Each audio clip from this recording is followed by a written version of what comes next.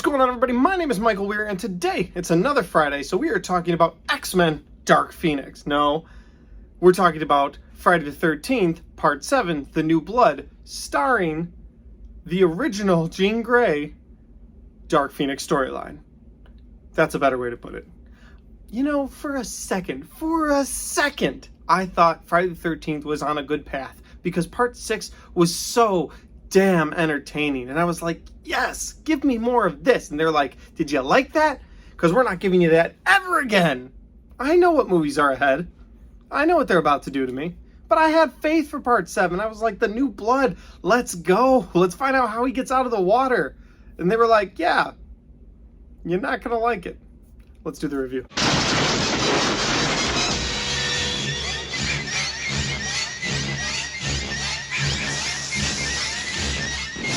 Friday the 13th, Part 7, The New Blood. And so, guys, Friday the 13th, Part 7 opens with a little girl who has an abusive father who she then kills at Crystal Lake many years before Jason, or in between Jason. She's not that old. She's only like 19. So there's no way she did it like before Jason was around. But she's at Camp Crystal Lake at the house that's like there some movies and not there. Some movies it's a barn. You get the idea. The point I'm making here is that this takes place sometime in the past before Jason made his way into Crystal Lake while he's down there tied up with a chain around his neck. So before all that happened, a little girl killed her father, murdered in cold blood her father. Just to be clear, this is the person they want you to root for in the movie, and she straight up murders her dad in the beginning of the movie. Now, she does feel a little regretful about it. You're like, okay, she's got special powers, maybe she didn't mean to, but in the moment, she definitely meant to. She was like, ah, and knocked over the tower. I'm sorry for people listening at full volume, you just had to hear that, but that's what they do to you in the movie, so. Moving on, though, several years later, she is now a young adult or later teenager. These movies do a bad job of casting, so if they're ever trying to cast like young adults, teenagers, you never know, because you're like, you might be a senior in high school, you might be 35. But it picks up many years later because that girl and her mother are coming back to the camp with their therapist who is trying to help her get past the sorrow of her father. At least that's what it seems like he's trying to do from the outside, but really he has a very sinister motive that they're only going to kind of talk about and then ignore entirely when he gets killed later. At the same time, of course, there's a bunch of young adult teenagers at the camp having a birthday party for their friend. They're like, you know where our friend would like to have his birthday? At Crystal Lake, where all those murders happened so recently. They were like, let's have a birthday party there. So that's the setup for this movie. You've got the teenagers partying in one house. You've got the girl who's stuck in another house with her mom and her therapist, who's just kind of a scummy person. And you get the vibe that he's got something else going on, although they never officially tell you what he's got going on. He's really just trying to figure out her telekinetic abilities. But you feel like there's still more, like he's got a project. Like at one point I was like, is he setting them up so it's her versus Jason? Is he going to be like a character from that? They never reveal it. If that was their idea, or if they had an idea for this character where they wanted his story arc to go, they were like, just kill him. Just kill him. It's fine. But inevitably, she goes to the lake and she kind of senses the water, and you get the feeling she may be trying to raise her dad, but she accidentally, unbeknownst to her, raises Jason. Well, it's not really unbeknownst to her, but nobody believes her. They're like, you're crazy. Although there's no reason to think she's crazy. She does have weird psychic abilities, but she's proved those abilities work, so there's no reason to think she's crazy. Whatever. She raises Jason. Jason goes on a tear. Let's get into my likes and dislikes. So I always open with my likes, and this movie review is going to be no different, but I only have two small things to say that I liked about this movie. The first one is the sleeping bag kill. If you know, you know. I thought that kill was great. There's not any other kill in this movie that I thought was good at all, but the sleeping bag kill was awesome. He takes this girl out of her tent. She's like in her sleeping bag trying to get out of it. He's like, no, stay in the sleeping bag. Grabs her sleeping bag, takes her, swings her up against the tree, and kills her with one blow. Now, I have a feeling he killed her with one blow because they really toned down the violence and the gore in this movie. Like, as much gore as they actually went for in Part 6, and that's what helped make it so good, They just toned all of that way back down for part 7. He takes that sleeping bag, though, he cracks her up against the tree, and I was like, yeah, maybe one blow would do it. I'm okay with that. Something I thought was really fun, it's just a quick moment, I'll throw it in there, is I liked the moment where this guy, he's walking through the kitchen because he wants to get something to eat, and you see like a from the ceiling view of the kitchen, and it's all dark in there.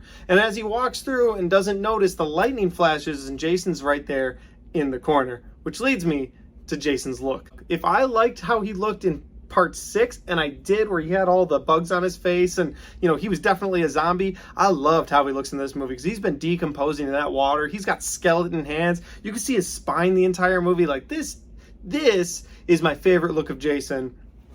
But because of how great part 6 was, I'm probably going to go with that version of Jason more. I liked how he'd stop and turn and look at people in that movie. That was cool too. He didn't really do that too much in this movie, but I did love his look. He'd like skeleton Jason, skeleton zombie Jason, we'll call him. I liked that. All right, I've run out of things I liked about this movie. Let's dive deep into the things I disliked. Already talked about it a little, but it is the worst opening in the series. It really is. Why you'd have a Friday the 13th movie, even if you're trying to set up a girl who's going to take on Jason later, why you would have her be the opening credits of this movie, it just takes away from Camp Crystal Lake, in my opinion, being the place where Jason kills people. Like, people have defended themselves, but there's never been another killer there except for Jason's mom. So basically you got the Voorhees family that's killing people there. Oh, and yeah, this one girl definitely murdered her dad there once. Like, what? Unnecessary. It just didn't need to happen. If you're gonna have her kill him, have her kill him somewhere else. And then the whole reason they did that, and spoilers I guess for this movie, the whole reason they did that was so at the very end of the movie, when Jason looked like he was gonna get out of the water and take her on anyway, she telekinetic raises her dead abusive father, he grabs Jason and yanks him down, and that's how they defeat Jason in this movie. And I was like, really? Nah, that's not cool. And the next thing I disliked about this movie is basically what we already talked about again, and that is her telekinetic abilities. It just didn't need to happen. Does anybody like this character? Is there anybody in the Jason fandom that's like, that's the one, that's who he needed? He needed that girl to come in, kind of do some mind stuff so that she could stop him on his rampage. No, nobody asked for that. We all know that if you put 2 able-bodied adults, or 1 child and 1 able-bodied adult, you could take out Jason, no problem. But in this movie, they're like, no, you need X-Men powers to do it. Bring in the mutants. And again, we talked about it a little bit because I kind of covered things already, but that is, the kills in this movie are so toned down and generic. They're just not even fun. I went through the motions of watching this movie, but there were 3 or 4 times in this movie I thought about turning it off, and I was like, no, for the sake of the movie review series, we are going to power through because it only gets worse from here. I know about 8, 9, and 10. I kind of like 10, but I know about 8 and 9. And I'm not looking forward to watching them all the way through for the first time, but I'm going to do it because I've enjoyed doing this series. But the kills in this movie were just so bland, on top of such a bland storyline. And just like the kills in this movie, the characters are generic and just kind of meh. Like I said before, the only character that I thought maybe had an interesting arc would have been the therapist, and then they just let his time just dwindle in the movie, and they were like, yeah, we don't really know what to do with him, just have Jason kill him. That annoyed me so much. And finally, the last thing I disliked about this movie, the thing that was so out of place for Jason, was him placing the bodies all over the woods. I don't remember that happening in any of the previous movies. Like, if people died, I remember Jason killing people, and then maybe they'd like show up in a cloud. Has this happened before? Now that I'm thinking about it, maybe he's placed them, but not to this extent. You can't tell me to this extent he's been taking people and just like placing them in trees. There's no rhyme or reason for it. They just do it for effect, maybe. But in a movie with so little gore, it just, you see these bodies are like, I'm a dead body, I'm in a tree. Like, why? Who thought this was a good idea? Which leads me to my final thought about this movie.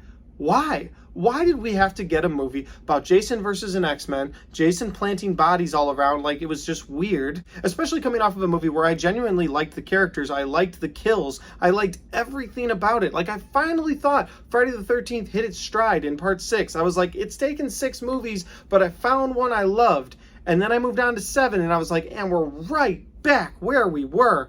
Why? I don't know.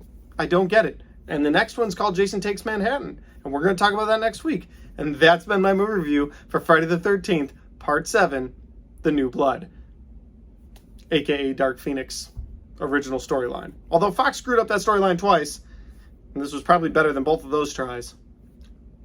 whatever. If you like this movie review, make sure you hit the like button. If you want to share this review with your friends so your friends can see it, it helps out the channel, make sure you hit the share button. If you've seen Friday the 13th, Part 7, The New Blood, with telekinetic abilities to stop Jason using an abusive father, make sure you put your thoughts and your comments in the comment section down below, because I'd love to hear what you guys have to say. This movie just wasn't it for me, and I wish we had gotten more, especially after Part 6.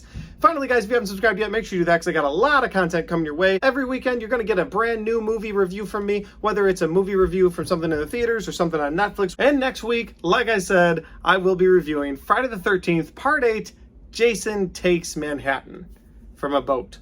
That's what I know about it. Thanks for watching. I'll see you next time.